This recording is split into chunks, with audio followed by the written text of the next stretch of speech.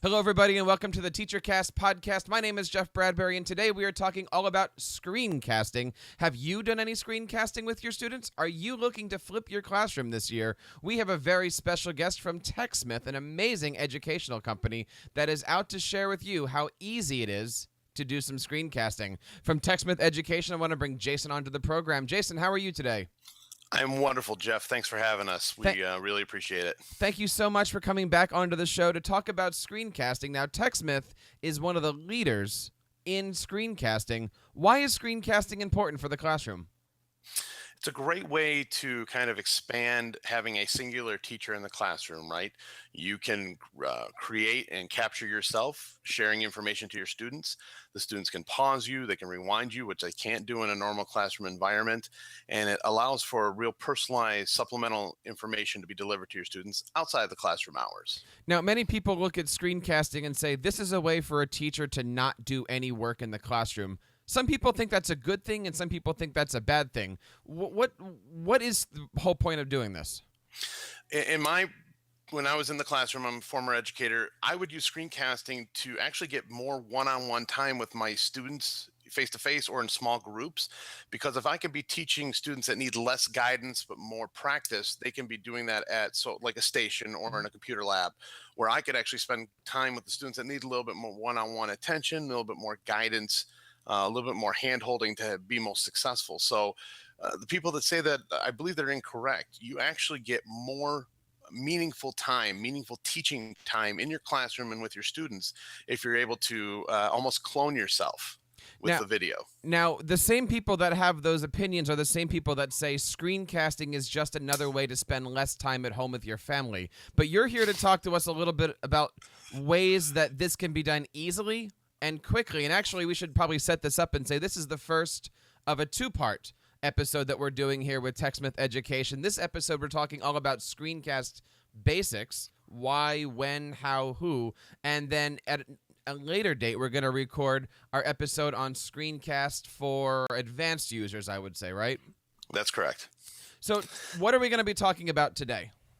So today, what I want to share with you is a couple things. One, some of my favorite uses for video in the classroom, regardless of platform, regardless of tool. And then towards the end of today, I'd like to do a little bit of a shallow dive into our primary screencasting tool, Camtasia Studio for Windows. Fantastic. Before we get into that, I would say to anybody who's listening, if you have any questions about any of this stuff, Jason, where is a good place for them to reach out on Twitter, social media, anything like that? Sure. So personally, I'm very active on Twitter. I can be found at J2TheV, and we'll put that up later on. Techsmith is very active on Twitter and multiple social media platforms. You can find us at Techsmith, or even better for educators, at Techsmith EDU. You can find us at www.techsmith.com/education. If it exists in the social media world, we're attached to it. And there's a lot of great people, both on the education team and on our social media team, that are ready to interact with you. And that's one of our favorite things to do, is to talk with people that are using our products, have questions, or they're just trying to be more awesome in their daily lives. So certainly check Techsmith out. And if you have any further questions about this or the next video, you can, of course, reach out to us over at feedback@teachercast.net. Now, Jason, before we go into our presentation today, most people ask, what do I need to make a screencast? Can I Can I do this on a tablet? Can I do this on my phone? Can I do this with my tablet, with my phone? Do I need to buy microphones? What is the basic setup that a teacher needs to even think about doing something like this? So there's two things to consider. One is, if you're going to do an actual screencast, meaning the recording of your screen, you basically need a computer. And I always recommend a USB microphone. You're going to get the best sound quality out of those and have better results the first time through. If you're going to be doing video in your classroom, you can do that with both an iPad, an iPhone mobile device, doesn't have to be an Apple device, and a laptop. And it just depends on how you want to marry those things together. When I'm in the classroom, I do screen recordings here on my laptop. If it's items that can be shared either through a website or a program, And then I like to bring in what I call real world content. And that's what I capture using my smartphone or my tablet. And a subtle marriage of the two in a very easy, simple to use way makes a very powerful piece of content for my students or for my coworkers for professional development activities. And that's a lot of what we're seeing screencasts used for as well. Not only is it in the classroom, but it's in your teaching and learning environment amongst peers. So, Jeff, if we could right now, I'd love to show you some of my favorite uses of video in the classroom. I think that'd be a great idea. So, Jeff, this is a presentation I've shared a few times, but I'm really happy to share it with you and your audience. It's just videos in the classroom. It's different ways of using video, regardless of what tool you're using. I used all of Techsmith products here, either Camtasia or Snagit, and a little bit of our mobile app Fuse, and we could talk about all those later if we want. But these are the most common uses for people who wanted to just get started with video. They're like, I know I need to use it. How do I get going? So the first one is one you've probably heard most often. It's how is flipping a lesson. Flipping your lesson or flipping your classroom is basically taking content that you would teach in your classroom and making it available outside your classroom, either in video form or audio form. This is great because students who are absent can then view material that was presented when you were not, when they were not in the classroom. They could be out sick or family vacation, or as it happens in the older grades, they're out for a sporting event. It allows the students to then pause, rewind, ask questions, and if you're really deep into how you use video, you can actually embed quizzes in here to check for understanding so that when they do come into the classroom next time, you can see whether or not the content that you delivered was received, whether it was understood, or whether or not you need to visit it again. My next favorite is teaching when you're absent. And the gentleman you might see in this video, if you happen to see the picture, is Dan Spencer. He's an educator here in Southeast Michigan. This was the first way I personally used audio or video in the classroom. And it was because my wife and I had our daughter right around the start of the school year. Not the best time for you to be absent in your classroom. So what I would do is I would establish my classroom routines, and then I would record these videos so that the guest teacher that was going to be in charge of my classroom didn't have to necessarily convey the information. They just had to support what I was teaching. I would indicate what was needed to happen that day, what were the expectations, what was the assignment, and what they could do when they were finished. So there was no question as to whether or not directions had been given. One of my favorite. A real popular use right now is personalized feedback.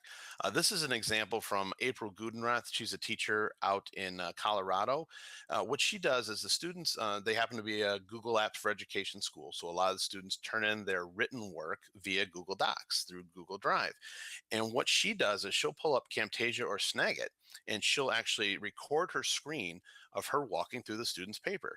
And I asked her why she did that. And the best thing she said was when she was in college writing papers, she got back a paper with a margin note with the words, "What were you thinking?" And because she was like normal people, she would say the voice she heard in her head was, "What were you thinking?" When in fact, when she went and talked to her professor, it was more like, "What were you thinking? I'm not understanding your following at this point."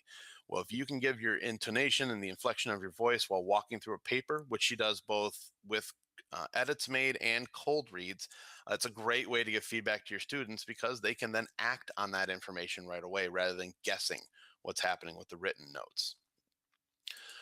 Another great way is parent community communication. So this is a recording done by a superintendent here in Michigan of just a PowerPoint, and it's a delivery on a kind of grim subject, the budgetary situation of their school. He realized that when he made these meetings a public forum, that the area they were holding them in was not suitable for all the people in the community who wanted to attend. So he recorded them and made a video so that people could then watch, consume the information, and directed all questions to him in his office. A great way of doing that. In my classroom, I also did the same sort of thing where I would write a newsletter out every week, and I got to the point where I would ask the class and their parents who had internet access at home and who would rather get sort of a video podcast wrap up of the week. And by around October, we were doing a 2 to 3 minute video recap of the week. And I stopped doing it and my students started doing it. It became one of the weekly jobs.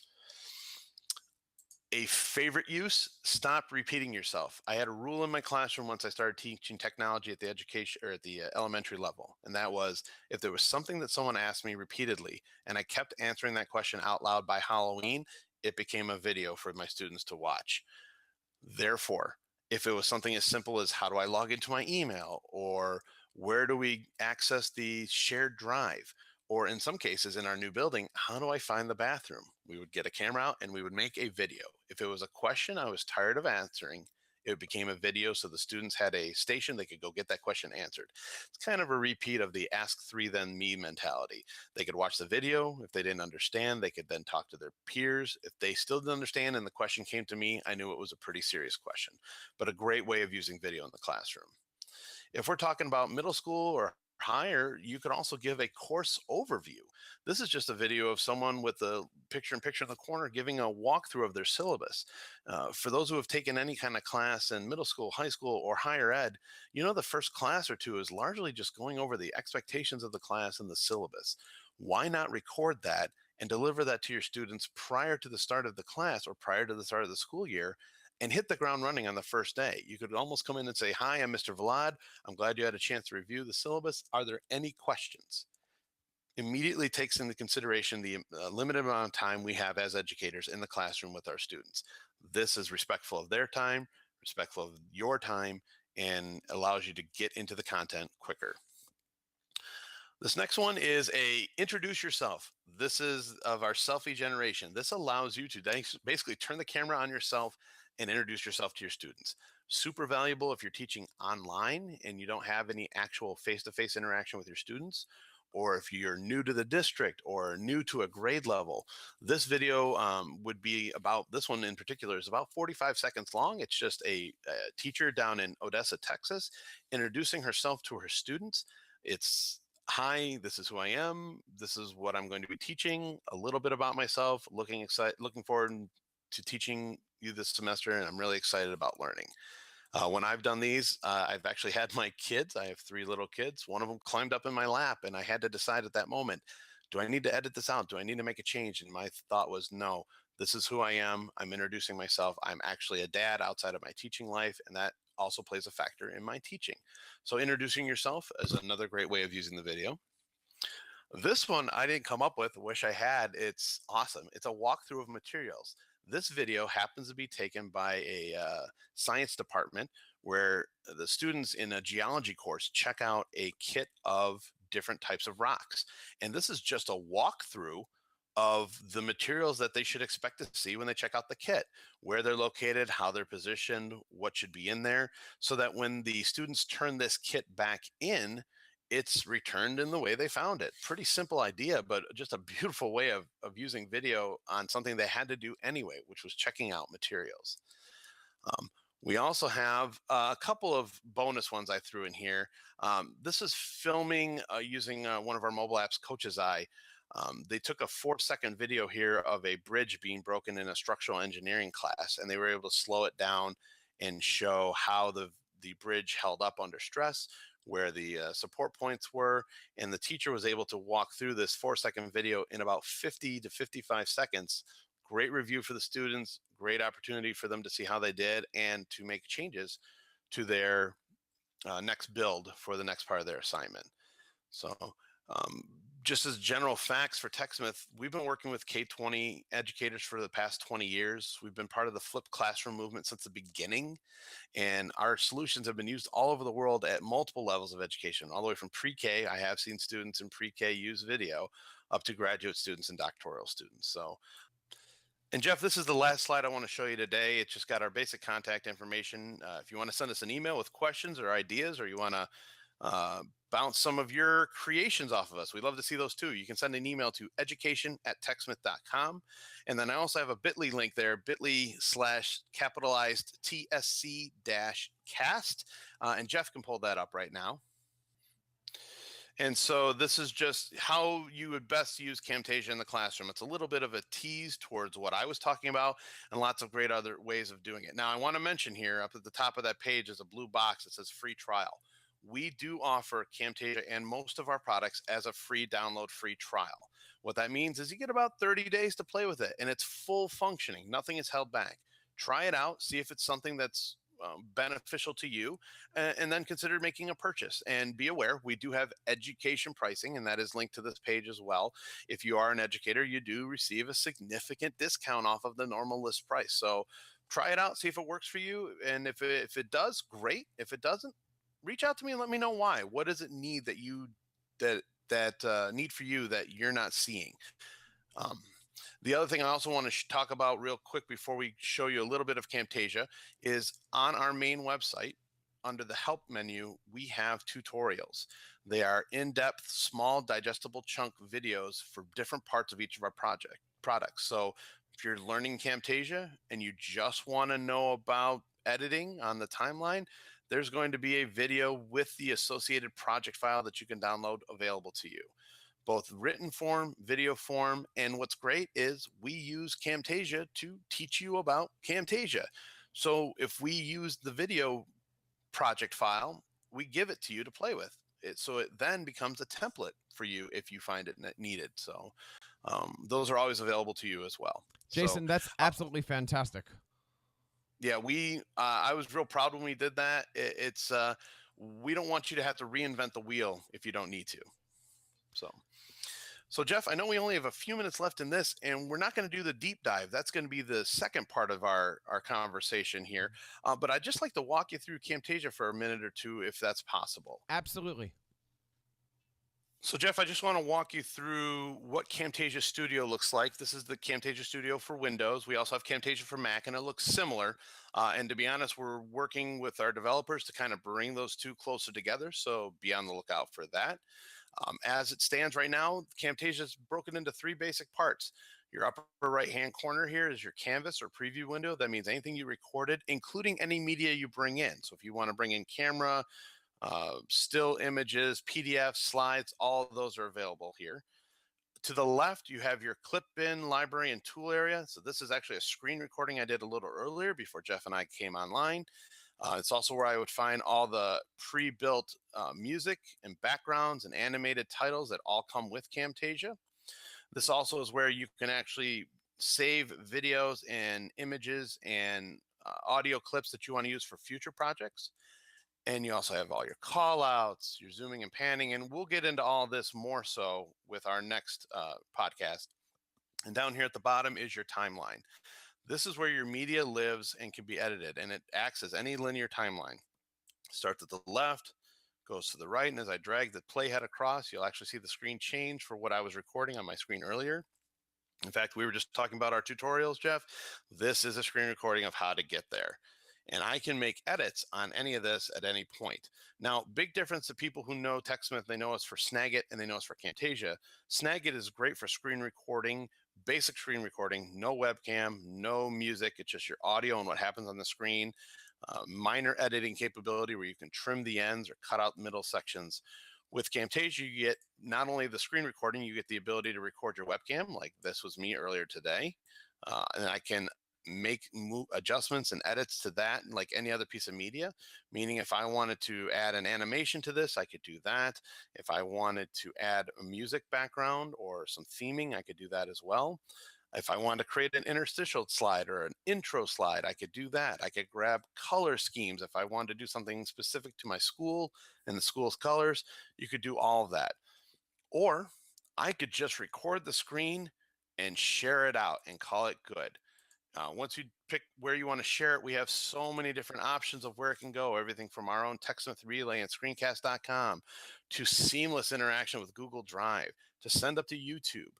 We even have my places in there now. So if you're an Office 365 or Windows environment user, you can save it to that as well. Not only can you do that, but you can actually just send out the MP4 at various resolutions to host on your own website. And if you choose to do that, the interactivity becomes greater, meaning you can add interactive hotspots. You can add quizzing right in Camtasia. We have the ability to do green screening. You have the ability to do basic transition. There's just so much, Jeff. I could go into a giant rabbit hole, but I think I'm going to save some of that for when we get into our next podcast. Jason, that sounds great. There are so many things here. And again, if you're out there listening to this, and this is only episode 1 of what is at least planned for a 2-part series of how to do screencasting using Camtasia. Jason, thank you so much for stopping by. I look forward to seeing you next week as we record our second episode. One last time, where can we go to find more information about Camtasia and Techsmith Education? Easiest way is www.techsmith.com/education.